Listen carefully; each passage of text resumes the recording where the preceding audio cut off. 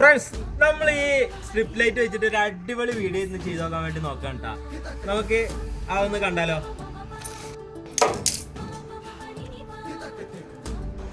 നല്ല റിമോട്ട് ഉണ്ട്.